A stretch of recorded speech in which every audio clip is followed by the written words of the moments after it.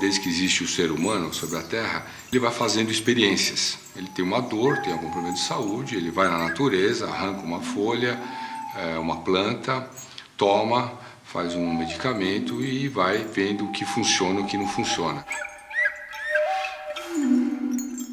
Muitos e muitos medicamentos hoje, eles têm origem em alguma planta. Esse conhecimento original, ele veio do saber popular. É o nascimento da medicina tradicional. A fitoterapia, que significa tratamento de doenças com plantas, né, com matéria-prima vegetal, é a primeira forma de tratamento que a gente tem sobre a Terra.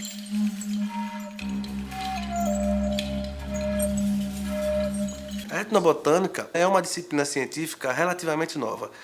Qual a proposta dela? É fazer uma união da biologia com a cultura.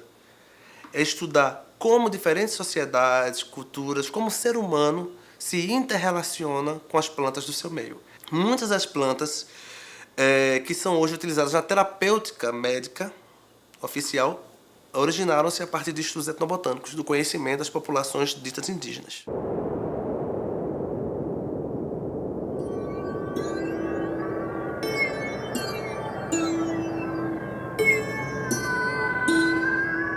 Essa é uma região habitada por povos indígenas que a gente estima que estejam aqui há pelo menos 2.000 anos.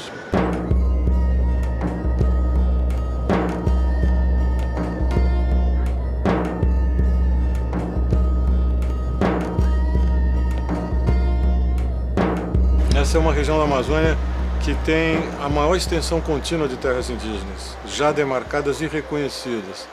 São 10,6 milhões de hectares. Aqui vivem 22 etnias diferentes, que formam um complexo cultural, que estão aqui, como eu disse, há muito tempo.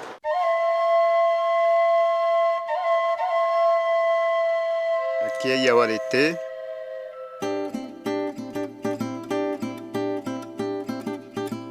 A palavra em si ela significa onça.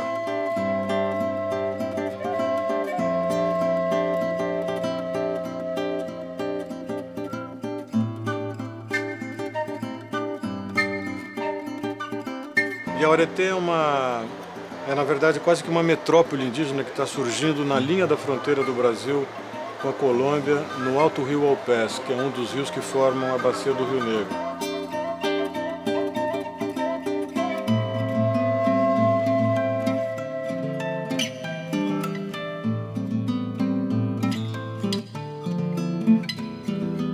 Aqui em Yawarete vive italianos, em primeiro lugar, porque são originários desta localidade, né? Tem os tucanos, tem os dessanos, piratapuia, os uananos, e arapaços, né? E os rúpides. Apesar de sermos grupos diferentes, né? Com línguas diferentes, com uma tradição diferente, mas formamos uma grande família. Então,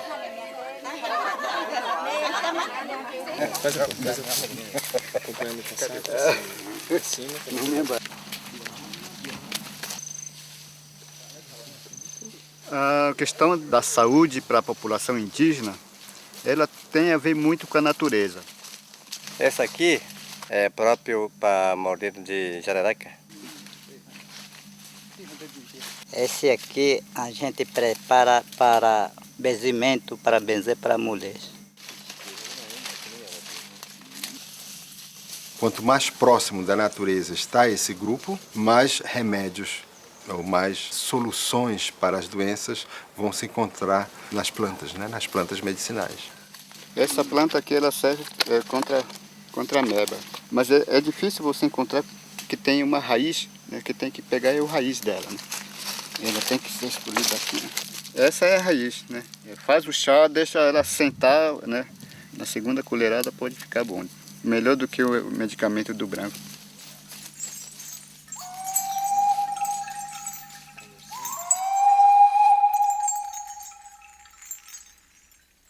Quando o paciente necessita do pajé, ele manda alguém convidá-lo para fazer o serviço.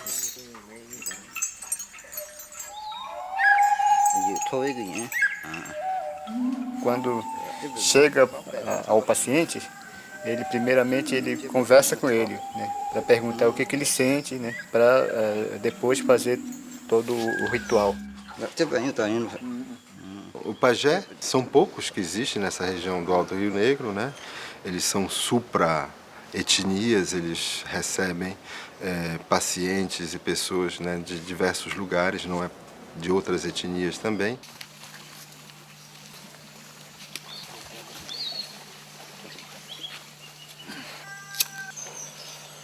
Ele toca a pessoa, talvez com uma pedra, alguma outra coisa, e materializa a doença que ele retira do corpo e envia para fora.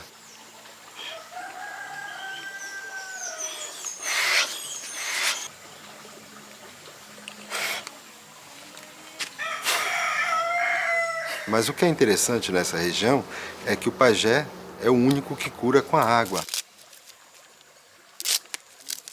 Essa folha é mantida em segredo, não pode ser contada a outras pessoas, a não ser os pajés. O papel dela é aliviar as dores.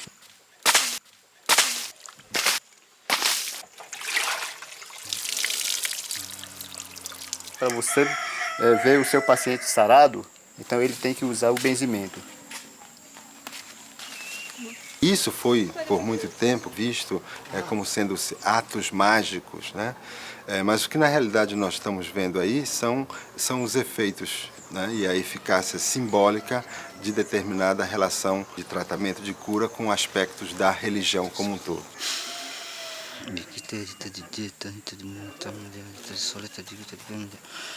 Sem ser pajé, os doentes não podem ser curados, não. Com a nossa fé que a gente tem, essa doença pode ser curada, né? Se a gente não tem, não cura, não. Na década de 30, chegaram os primeiros missionários da Igreja Católica. E quando chegaram, eles só queriam que o índio acreditasse, né, na Igreja Católica, né, nas rezas deles, e começaram a desvalorizar, dizendo que tudo que da cultura indígena era do Satanás, né, era do diabo, né, serviço do pajé, aquilo ali não tinha nenhum valor. Não tinha mais o espaço para ele falar, não tinha mais espaço para ele transmitir a sua sabedoria para o seu filho. A gente vai aprendendo coisa de fora.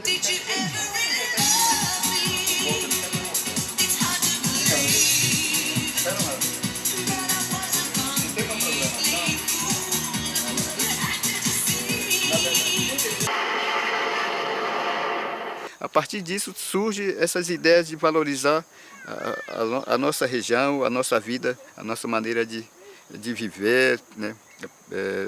A língua, a dança, tudo está relacionado à natureza.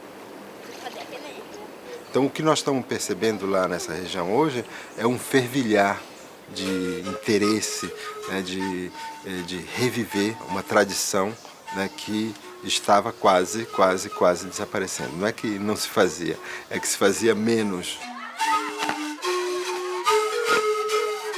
O CERCI significa Centro de Estudo e Revitalização da Cultura Indígena. O objetivo de criar esse centro foi de que a gente estávamos vendo que cada ano que passa, a gente estávamos desvalorizando os nossos conhecimentos tradicionais, né?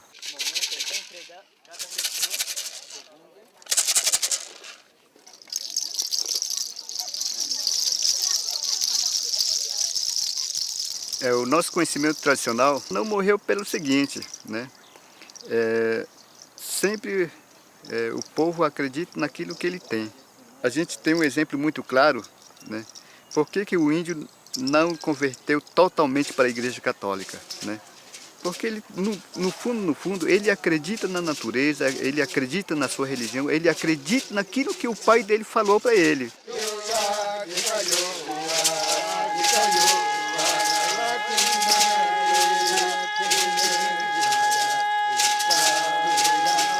Os nossos futuros filhos, futuras gerações vão acreditar nisso, porque eu vou estar repassando esse meu conhecimento para o meu filho vai estar passando para o seu filho, para o neto, né? Então esse conhecimento nunca vai morrer, né? Tenho toda a certeza disso.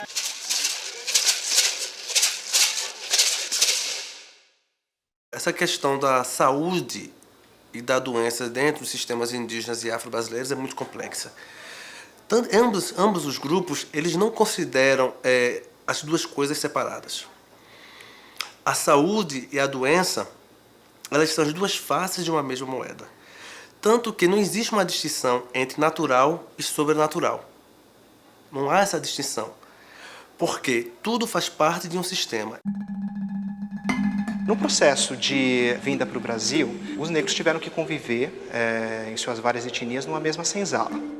E como na África, cada aldeia cultuava determinado orixá, todos esses negros que vieram dessas várias regiões convivendo no mesmo espaço, acabaram gerando um culto mais ou menos homogêneo, né? Que é o que a gente chama hoje de candomblé.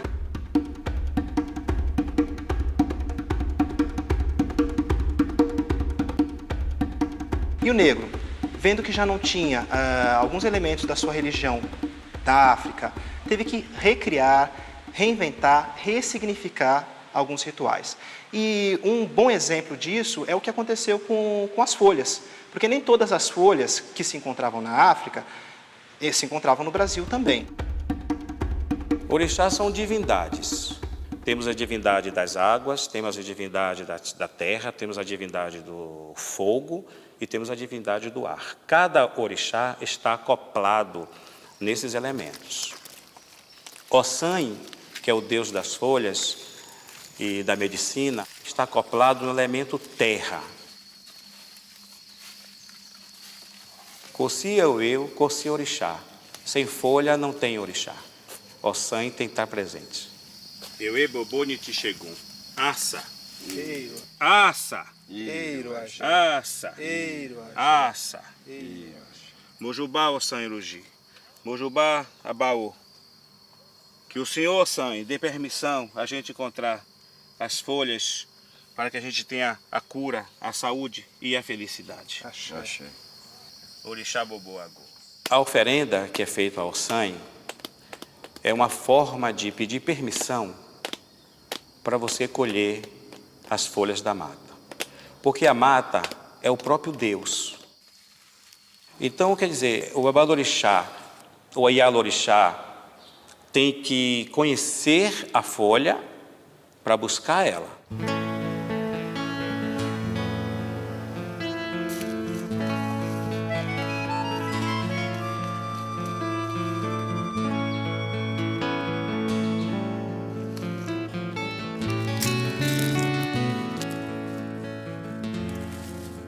Então, todas essas folhas, ela tem um grande significado espiritual dentro do conhecimento orixá.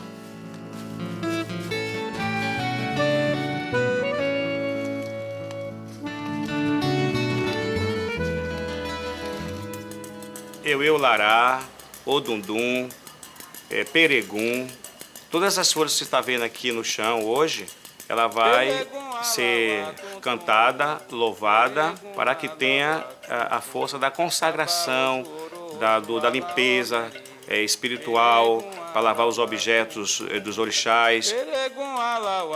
O uso das folhas no candomblé, inclusive para questões de saúde, para trazer a saúde ou para tirar as doenças, ele é um uso mágico, ele é um uso litúrgico, é um uso ritual. Então, a ligação do poder da cura, do bem-estar espiritual e material está totalmente acoplada ao Deus. Se não tiver essa força espiritual, não há o funcionamento. A fé com o espírito da folha. E o espírito da folha é Ossan.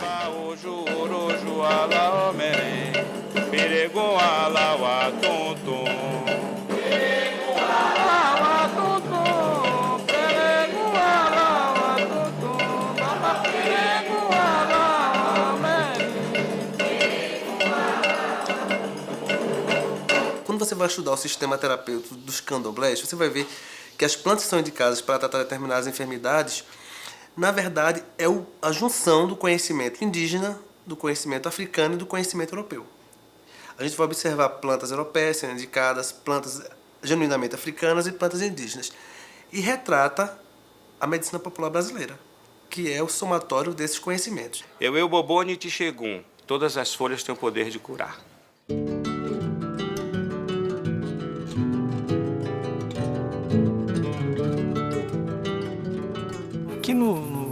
norte de Minas, a diversidade de espécies em função desses diversos ambientes que nós temos é acompanhada pelo grande volume de conhecimento tradicional que se tem aqui.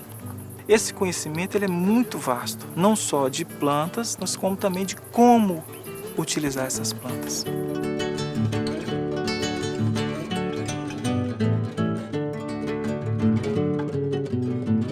Primeira oração, meu amado Sumanela, o mundo foi feito, a serra subiu, o mar atravessava. Essa tempestade brava que está caindo, abrandava, o raio que caía mudava a direção, aqui não choverá brabo, não trovejará brabo, não relampeará e não ventará. Assim também essa chuva brava que não passará. Vós livrar nós, nem prejuízo, nem morte, nem tempestade, nem nós, misericórdia, amém, quase não faz, melhor você viajou rápido.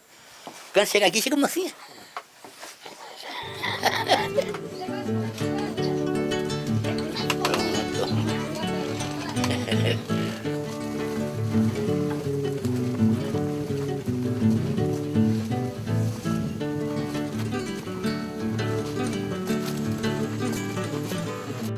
Conforme for a doença, não precisa sair para fora, não. Com a raiz aqui, compreendeu, a gente dá jeito, né? A gente dá jeito.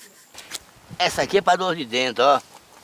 Põe na aguinha mole ou num pinguinho de cachaça e põe em cima do dentro e fecha a boca. Quando você cuspir no chão com a pinga, acabou a dor de dentro. É melhor também na hora, né? 75 da raiz que eu conheço. 75 que eu conheço. Eu posso arrancar um por nome assim, entregar as pessoas na mão para contar se não dá 75. Que eu conheço tudo. E sei também para tudo que eu serve. Eu sei também o que serve. Caba preto, olha aqui, ó. Essa aqui, ó. É para o rim e para o fígado, anemia. Aqui, ó. O pouquinho que eu aprendi foi meu pai mesmo que me ensinou, né? Eu fui pesquisando as plantas e botando na cabeça, né? Que para aí a gente tem ideia boa, né? Até hoje eu já estou de idade, mas a ideia minha é boa. Então você foi pesquisando as coisas e fui juntando tudo, prestando atenção como é que é as coisas e deu certo. Tem chegado aqui, gente chega aqui quase chorando, né? Pra ver a mão assim doendo. Doendo. O que é, fulano? É uma dor debaixo da pá aqui, que eu tô com não aguento. E já tá com 6 dias, eu vim cá, o senhor me dá um remédio pra mim. Eu fumo, arranco o remédio e trago, eu faço, dou remédio, beber. Aqui mesmo já bebe um pouquinho, levo pra beber em casa. Quando der com 15 dias, vem cá, só me paga o remédio, já tá só, né? Esse aqui é bom para o rim, o fígado, anemia. Isso aqui é bom, ó. Chama raiz do ruim e cava preto. Essa aqui é sobrinha minha, essa aqui é neta minha, esse aqui é neto. Sou nascido aqui, tenho minha família tudo aqui, então você não acha. Eu não acho jeito de sair daqui pro outro canto, não. Faz muito bom aqui.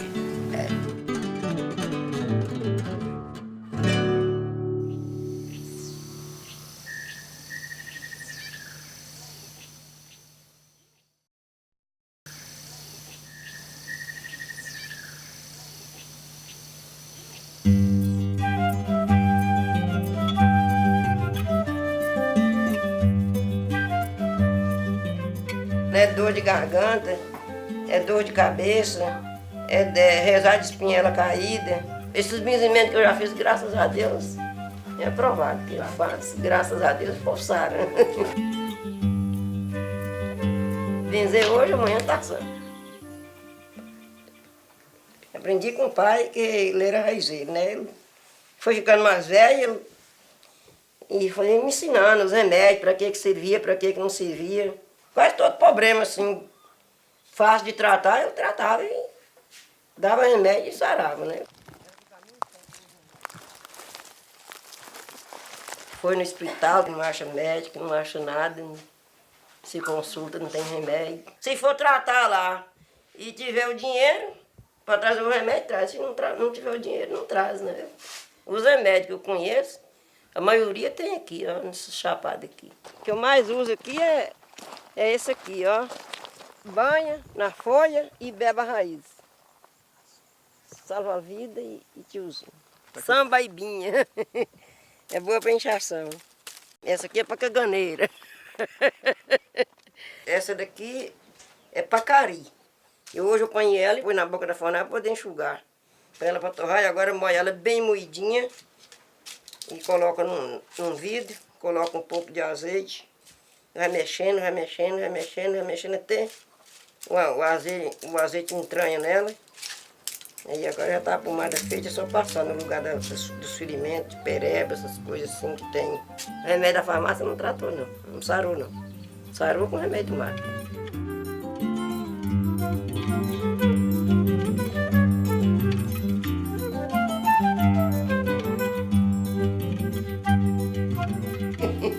Hoje eu acredito que o remédio mato é a farmácia viva, né?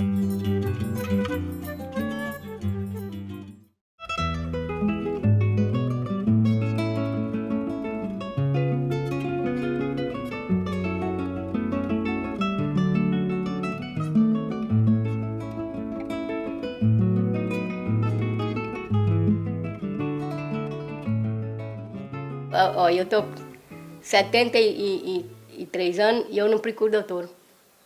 Nós lá em casa, nós cuidamos nós medinhos que nós sabemos e nós tomamos sara.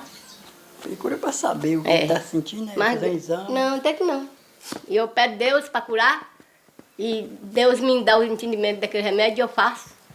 E dá certo, sabe? Vai se quebrando, olhar de esmungado, dor no corpo, dor nos braços, dor nas pernas. Todo mal de dor que você sentir, nada disso vencer nada, vai tudo acabado. Com os poderes de Deus, nada disso vencer nada. Pela fé que eu tenho em Nosso Senhor Espírito Divino Espírito Santo, que vem derramar a bênção aqui em Rita e tirar todos os males que ela sentir e jogar para as ondas do mar. E aqui em Rita essas doenças nenhuma não vai ficar. Muitas horas não é o remédio que cura. Muitas horas é a fé, né? A gente tem aquela fé em Deus e a gente faz aquele remédio e sara mesmo.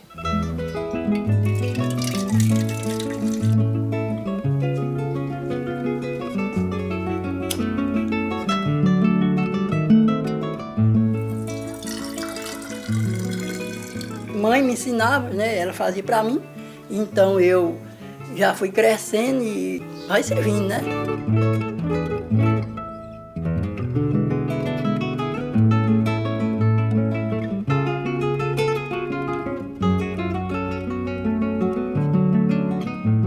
Então sempre a gente aprende com a gente, depois da pessoa que procurar a gente passa para eles.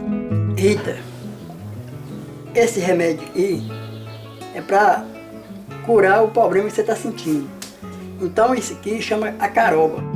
Então quando nós pegamos e zela daquela natureza, aquelas plantas medicinais e faz aquele remédio ali, é com fé em Deus que vai sarar, que Deus deixou, né?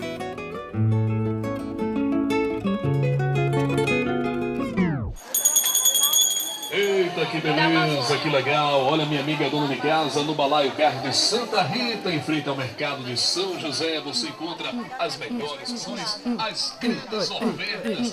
Eita, Laio, mas eu não terminou agora. Temos catuaba, tem quixaba, tem burana, tem aroeira, tem mororó, tem sucupira, tem pereiro, tem muitas ervas, vários tipos de ervas. O Mercado São José é conhecido no país inteiro. Então o povo só vem Mercado São José, Mercado São José. Nós temos muitas ervas medicinais, naturais. Temos verdes, temos seca, temos o lambedor e são ótimos. Minha mãe já criou a mim e meus irmãos com ervas, eu já criei meus filhos com erva e agora estou no mesmo processo com os netos. As pessoas procuram muito o raizeiro, porque vai na farmácia o remédio é 30, 40 reais. Aí chega aqui no raizeiro, gasta R$1, R$2, R$3, pouquinha coisa, não é verdade? Até 50 centavos.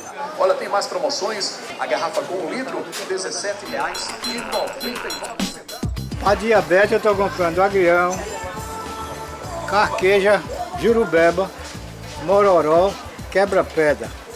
Tudo para diabetes. Diga mais. Catuaba. Catuaba aqui. Tem ervas aqui que tem um nome científico e 5 ou 6 popular. Não é que o pessoal diz que a gente está enganando. Macaçá é o nome que todo mundo conhece. Mas um popular fora daqui é catinga de mulato. O mato é tão cheiroso, isso é um cheiro tão delicioso. Tem lá em Camaragibe, tem muito.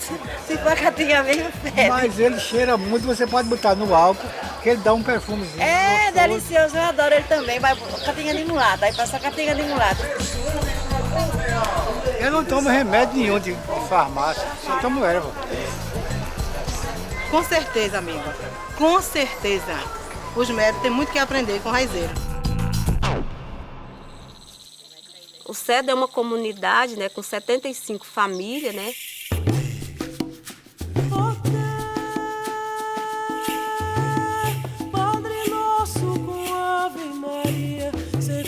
Nós somos descendentes de escravos.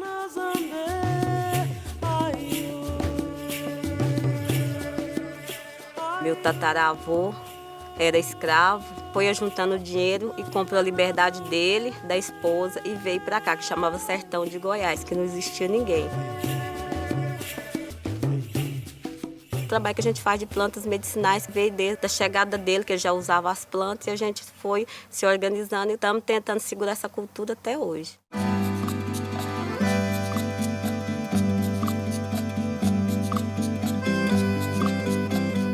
Desde 5 anos de idade eu já ia para o cerrado, né, com a minha avó, fazer a coleta das plantas. Sempre que ela ia coletar uma planta, eu estava junto.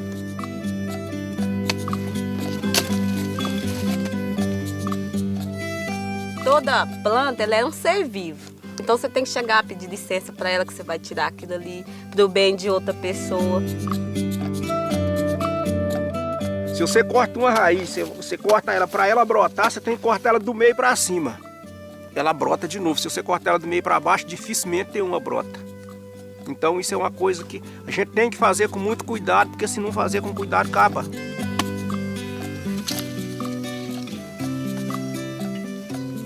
Esse aqui é o Paratudo, né? Uma planta que hoje no centro comunitário a gente já está tendo dificuldade para encontrar ela no cerrado. Então a gente está até procurando uma forma de fazer muda, da gente não perder a espécie. Essa daqui a gente conhece ela pela folha. É a tiborninha. A gente usa a raiz dela para pneumonia. É porque a gente está preocupado com isso aí, né? O respeito da planta e também a natureza, respeitar o meio ambiente, né? Você usar ela, viver dela, mas não acabar com ela.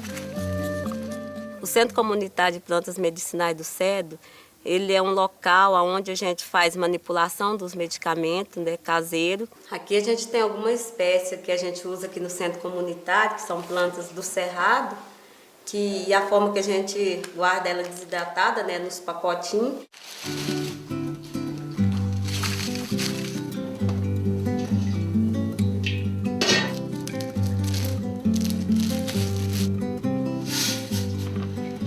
Tudo tem ali o jeito de se trabalhar, né? Tudo ali, tudo é certinho, você segue ali aquela norma.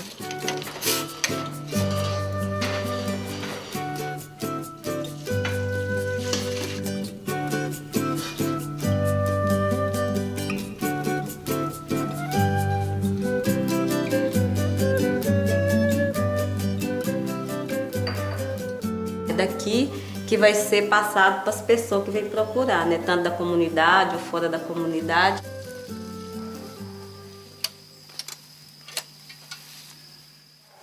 E aí, tudo bem? Bem. Olha, eu preciso de 2 remédios. Um para verme e outro para anemia. E aqui a gente também trabalha com doação, com troca e também com venda. Se tem condição de comprar, pagar um preço baixo, bom, se não tiver a gente faz por troca, mas sem o remédio não volta. Moço, o nego vai na farmácia e não tiver dinheiro, o cara nem te olha. Fala, isso aqui é tanto. Ah, mas você não faz não, é condições não. Não tem jeito. Não posso fazer nada. Ah, não pode fazer nada, o quê? Você pega sua mixaria, põe no buraco do pão e bora pra casa. Deus ajudar que sara com água, bem, se não sarar. Muitas vezes a pessoa não tem fé nas plantas, né? E a cura está nas plantas. Porque aqui é um remédio puro. Então você não vai tomar água tingida pensando que é remédio. E aí, quanto mais as pessoas passam a usar as plantas, eles vão zelar mais pelas plantas, né? Não vai acabar do jeito que estava acabando.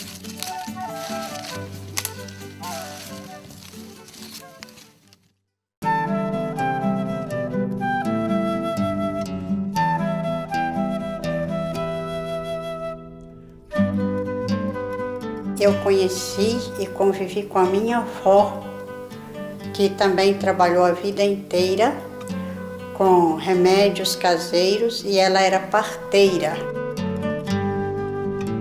Com 14 anos, conheci a Congregação das Filhas de Jesus cada um de nós assumimos a missão com o povo na área mais necessitada. Então eu abracei a saúde popular com os braços e o coração.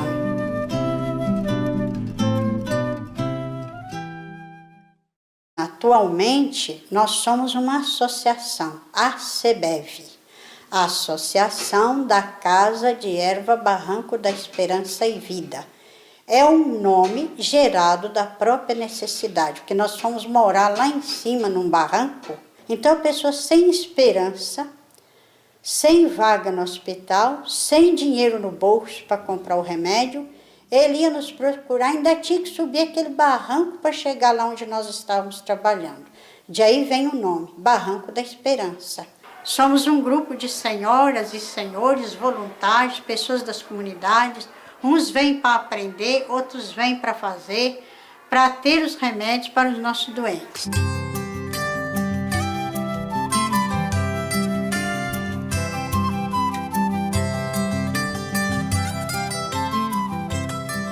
Essas ervas são todas medicinais.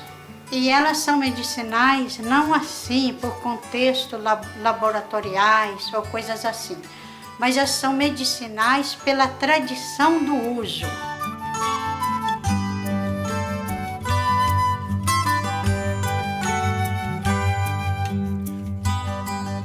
Coloca a água para ferver, quando a água estiver fervendo, põe um pouquinho da erva e abafa e toma durante o dia. O mesmo cuidado que nós temos de fazer a nossa comida, nós temos cuidado de preparar esses medicamentos. As medidas certas, as quantidades certas. Fica um remédio barato, eficiente e limpo. Porque se trata de vida, não se trata de qualquer coisa, são vidas.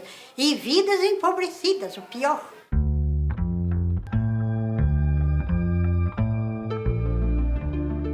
Em todos esses locais onde essas farmácias apareceram, você tem alguns fatores comuns, né?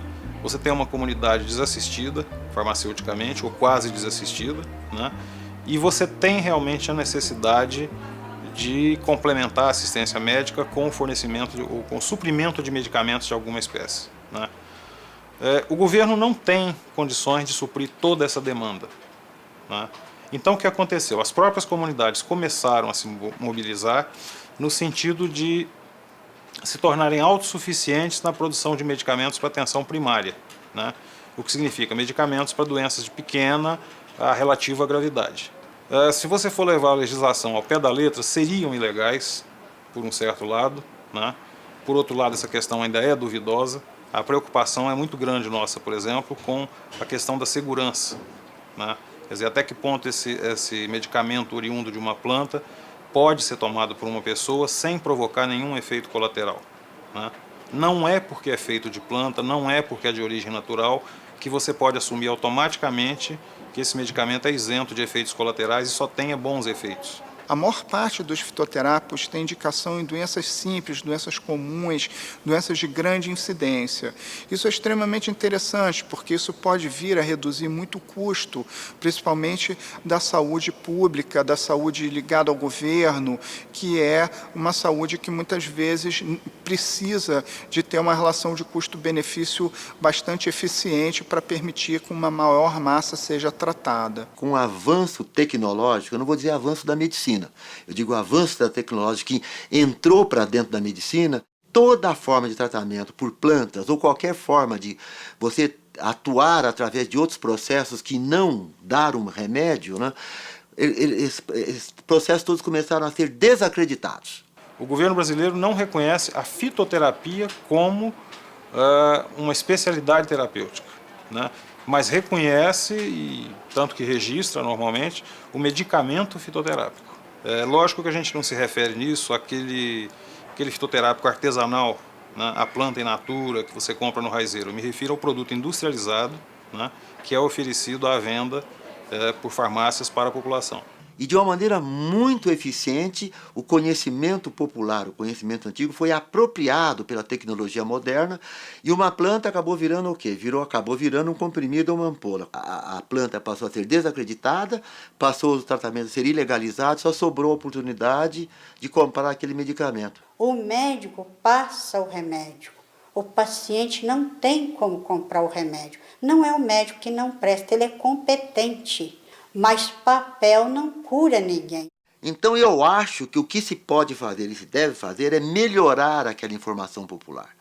Isso nós temos capacidade de fazer. A informação popular, ela é uma informação extremamente interessante e rica, né? Mas ela precisa de uma complementação, porque às vezes na medicina você precisa ter muita objetividade, e o interessante da informação científica é que ela vem dar essa objetividade, então eu vejo como uma complementação. Agora, quando você fala do saber popular e do acadêmico, eu acho que aqui eu não dou fim no casamento, eu acho que tem que haver uma celebração de casamento com comunhão de bens. Não porque o médico é melhor ou porque o naturalista é melhor, mas é porque a nossa população está sofrendo, está padecendo.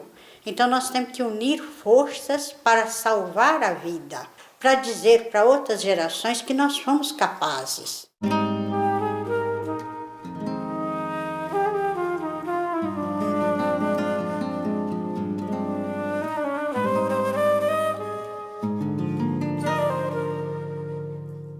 Nós começamos uma pastoral da saúde aqui ligada a Dom Helder Câmara. E, infelizmente, o Vaticano mudou a sua linha, né? E botou um bispo aqui que acabou com o trabalho da gente e acabou com o trabalho de Dom Helder. Nós fomos obrigados a criar uma ONG, uma ONG. Aí criamos o Centro de Odontologia e Medicina Popular. Eu comecei com planta medicinal não preocupado com a saúde. Com a saúde daquele ponto de vista de tratar sintoma, mas preocupado com a vida da pessoa. A pior coisa no mundo é ser pobre, mulher, feia, preta, velha e analfabeta. Essas pessoas estão excluídas do processo social, cultural, tudo que você pode imaginar. E um excluído, a sua autoestima está lá embaixo. A minha preocupação era resgatar a autoestima dessa pessoa, resgatando aquilo que era mais profundo dela, que era o saber dela e o saber fazer. Que ninguém valorizava isso. Olha, no começo a gente ficou durante 5 anos aprendendo com o povo, aprendendo o empírico. Nossa primeira seleção foi estatística. Mais de 1000 reuniões, a gente conseguiu juntar em todo esse Nordeste aqui 500 plantas que mais se repetiam. Das que mais se repetiam, você foi excluindo. Chegamos a 100 plantas. Dessas 100 plantas, que realmente batiam tudo que é canto para ação terapêutica, aquela ação terapêutica, a gente foi analisar a parte científica. E lá a gente descobriu que essas 100 plantas realmente tinham base científica. Então a nossa preocupação era legitimar essa prática popular, mostrando a base científica. Olha, o teu saber é importante. Aqui a ciência comprovou isso aqui. Então daí que nasceu o boletim de volta às raízes, para entregar, mostrar para o profissional que o povo está usando uma planta que tem base científica.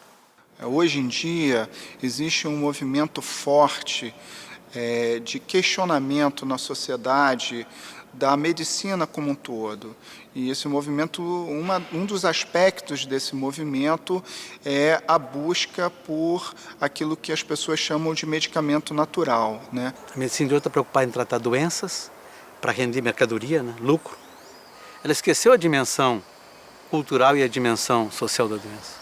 Existe a questão da hiperespecialização dos médicos, ou seja, o médico não cuida mais do indivíduo, mas de um pedaço do indivíduo, e ele também não quer mais se responsabilizar pelas coisas, e as pessoas, isso incomoda as pessoas, que a gente precisa voltar aos modelos mais, vamos dizer assim, holísticos, aqueles que o médico olha o paciente como um todo. Por isso estão crescendo demais as terapias complementares aí, por causa dessa falta dessa dimensão humana, de relação médico-paciente. Tem que ser uma relação amorosa, uma relação de diálogo. Tem que ver a pessoa, não a doença dele. E a nossa proposta do centro é criar uma saúde realmente que seja a preocupação com a vida e com a promoção das pessoas humanas. Aí tem saúde.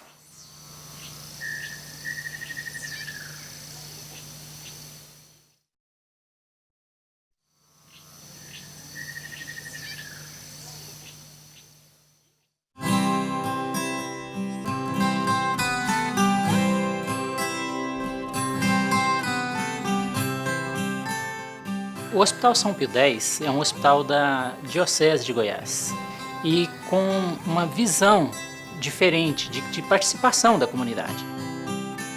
Durante esse tempo de existência do hospital, muitas pessoas chegavam, olha, eu estou tratando assim, mas eu não posso usar um chazinho assim, ou uma planta que eu já conheço e tal, que eu já sei que ela é boa.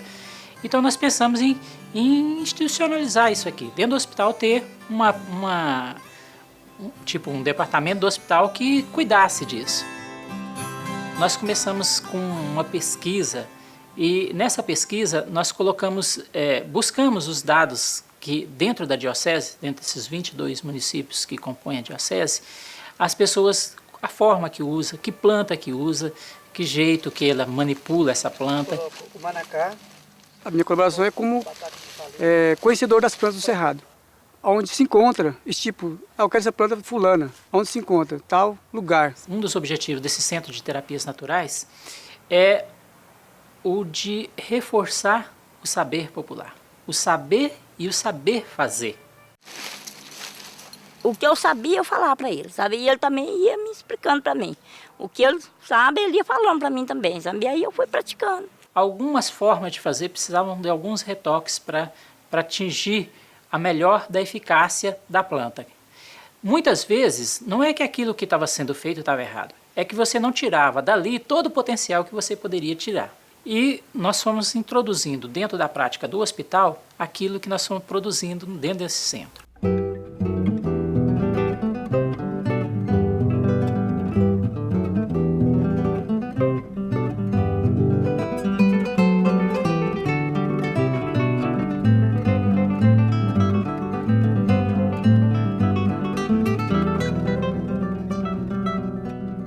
A gente está dentro de uma experiência em que você pode comprovar aquilo que o povo diz, né?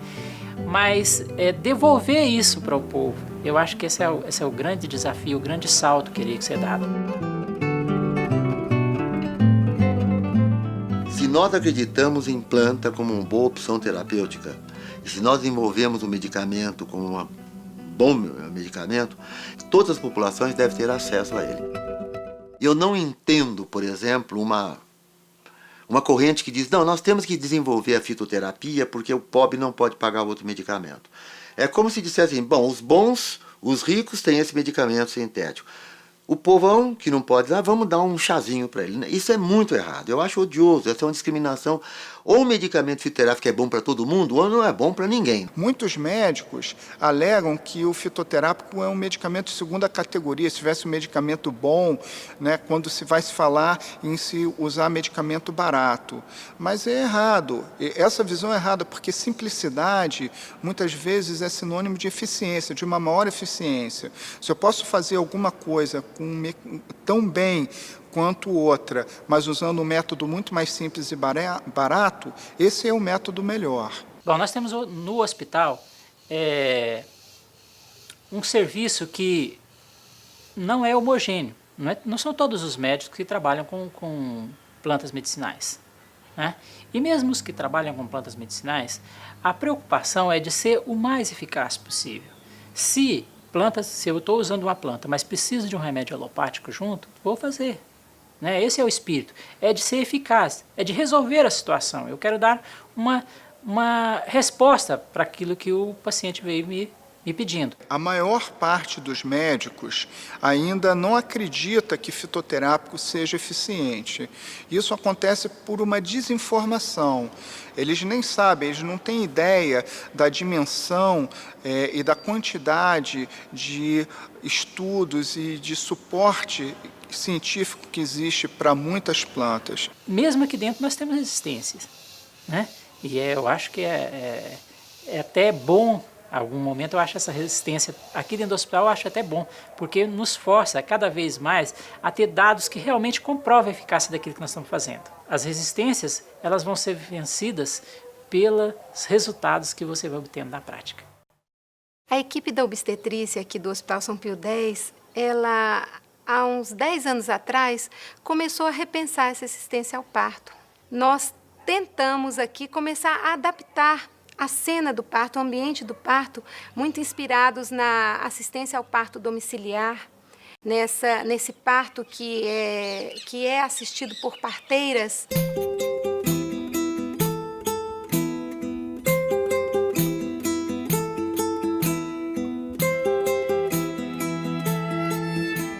Uma parteira tradicional é uma mulher que, por contingências da vida, ela foi chamada, ela recebeu esse chamado para estar junto de outra mulher no momento do parto.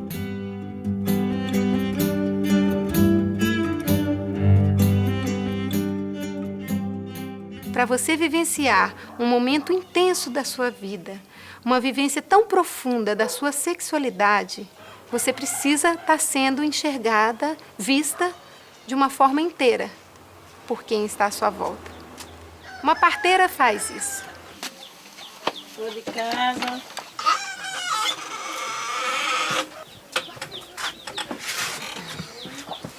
E daí, como é que tá? Tô bem.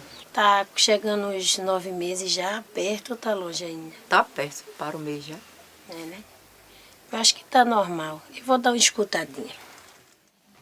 Elas sabem que um dos seus maiores aliados, um dos instrumentos de trabalho delas é a própria presença e a relação humana. Tá com 33. Tá normal, tá bem. Mas quando você muda a visão do parto ativo da mulher em casa para o parto passivo no hospital, você simplesmente desmonta toda essa tecnologia desenvolvida pelas parteiras. Eu falo tecnologia porque é uma tecnologia. Existe um conhecimento aí. Eu mesmo uso Eva com minhas pacientes, né? Porque às vezes o bebê tá custando, aí mas comadre, ele tá subindo. Peraí, tenha paciência.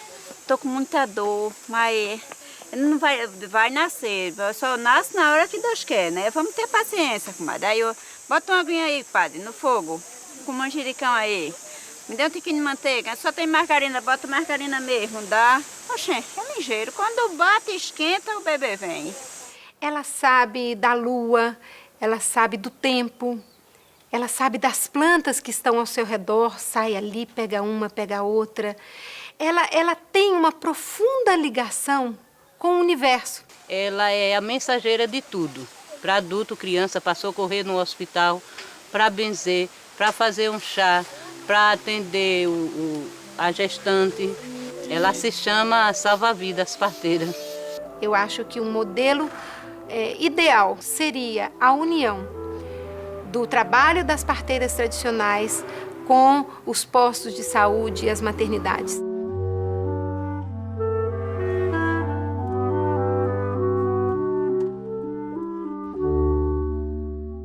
Isso é feito pelo programa do Ministério, se tem essa visão e se tenta capacitar as parteiras. Então a gente recebe também muita orientação, que a gente quando vê a situação de perigo, a gente não coloca a mão. Chega lá, olha, dá aquela orientação, que não pode fazer, e até a gente mesmo leva para o hospital. Então essa capacitação de parteiras é no sentido de fazer essa união e esse trabalho conjunto, para que elas possam ter mais tranquilidade no seu trabalho, ter também mais informações e poder continuar existindo, né, e trazendo os bebês ao mundo, fazendo esse trabalho. Então a gente está aqui colocando criança no mundo voluntariamente e por amor, que todas fazem porque gostam. Eu acho muito bonito ver quando vem aquela vidinha na minha mão. As crianças são essa, Corma, Damiana, Jeane, Isaías, Carlos e Ronaldo. Olha, o meu compadre quando chegou na minha porta, estava chovendo, era muito, era chuva que Deus deu. Aí eu botei a cabeça do lado de fora, o rio estava lavando. Aí eu digo, eu vou, passei o pano na cabeça, saí debaixo da chuva, chegou no meio do rio, a água deu por aqui, ele me suspendeu, passei para o outro lado, vesti a roupa da minha comadre e fui o parto. Maravilhoso!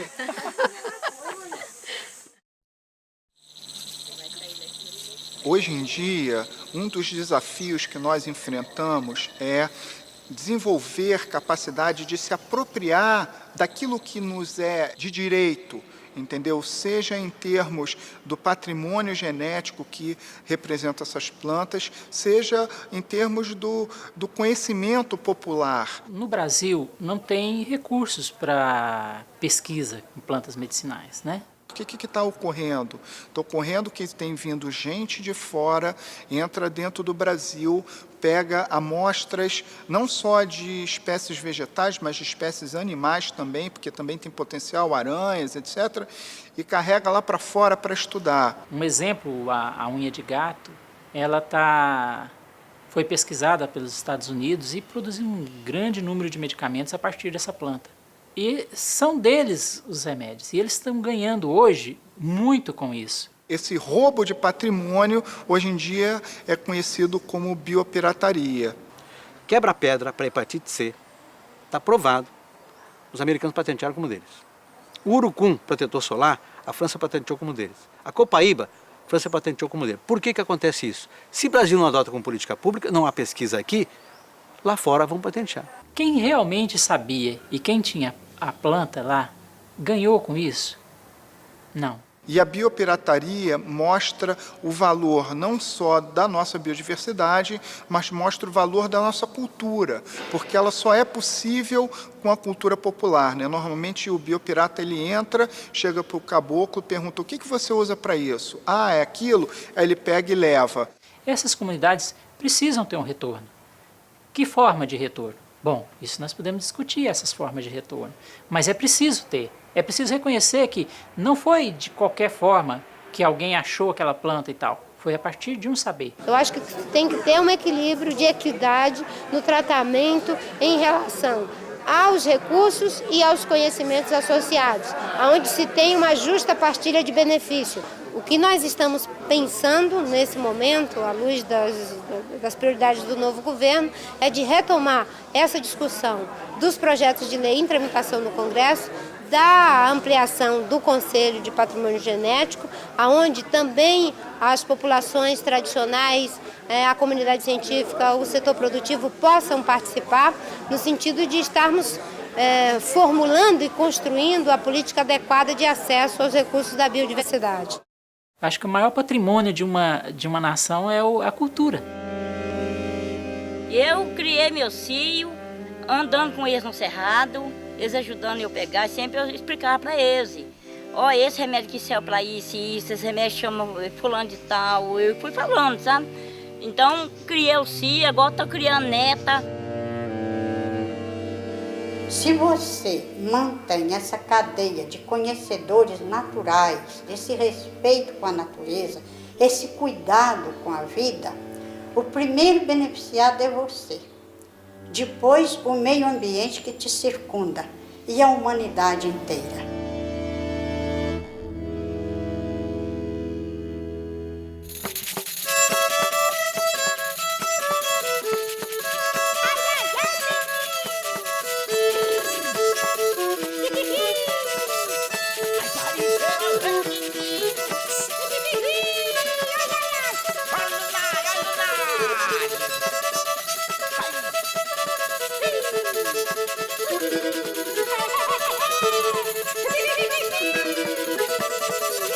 Meu lunário é a memória de um país que vai passando diante dos nossos olhos, rindo, mexendo, cantando. Mestiço latino, caboclo nativo, é velha, criança, morreu e tá vivo. Presente, mas até quando? Meu lunário é conselheiro, é meu folheto, é meu missal. Atravessando os milênios, cada ponto cardeal. De norte a sul, de pai para filho, de lá para cá, meu livrinho andarilho fabuloso romançar.